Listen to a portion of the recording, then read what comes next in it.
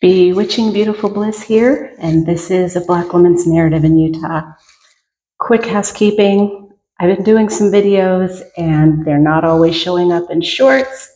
So if you're like, wow, she's not incredibly consistent, and truth be told, I'm not as consistent as I'd like to be, but some of the videos are just posting to videos rather than shorts, even though they're not very long. So if you were looking to see what else I had to say about something, it might be there. So go check it out, please. This is a little bit more of a somber subject for me. I had a friend from high school pass away, and I really was struggling with it. And I'm still sad, and I still feel a loss, as you do when anyone passes. But I think it hit me harder because we had connection, we were communicating, all of that. Oftentimes, especially with as long as it's been since I've been in high school, you have those distant relationships. And when I say distant, I'm talking about distant in terms of time, not necessarily location, although that applies to me as well. But the distance in time sometimes makes it a little easier to cope with. The same thing for a relative. If it's a relative that you were connected to in your past, but then as an adult, maybe you didn't have as much communication with them, and then they pass and you feel the loss, but then you're like, well, I didn't talk to them. It's been 15 years or whatever. It wasn't like that in this situation. And in fact, I had kind of a yen for him, and I think he had one for me as well. I mean, based on what he said. And I hate that I have to say it like that, but you just never know from small communications if they're just saying it to say it or if they really mean it. I would like to think that he was being sincere. I feel like he was being sincere. And so just in the last 11 years, we've gotten to know each other as adults, at least a little bit more than, of course, what we knew when we were in high school.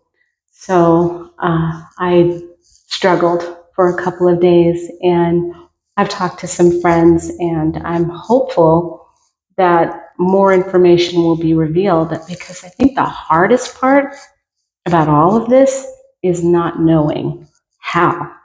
He was very much into health and taking care of yourself. And I mean, it was his profession, how you eat, how often you go to the doctor, the supplements you take, things to add longevity, holistic health, all of it.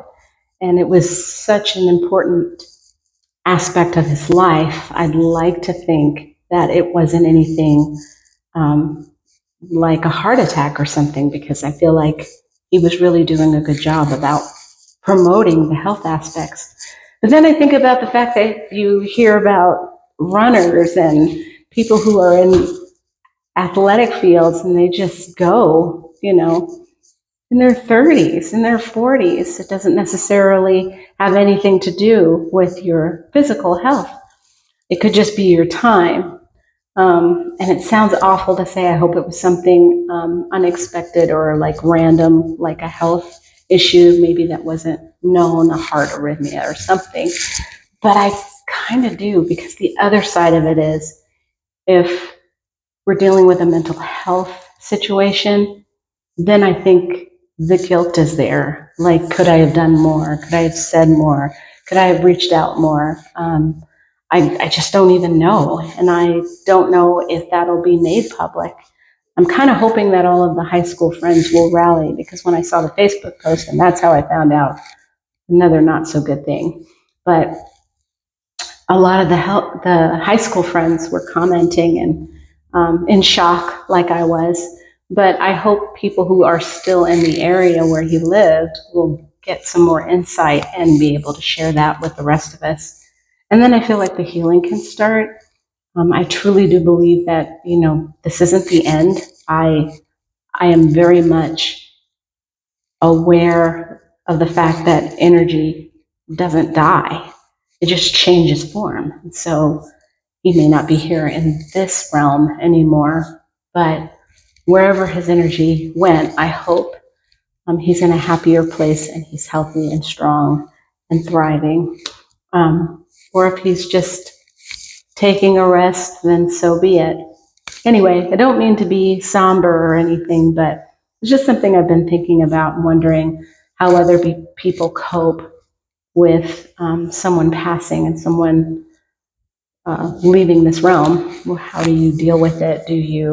Are you a crier? Are you a journaler? Do you go out and run? Do you take walks? What do you do to try to help yourself feel better?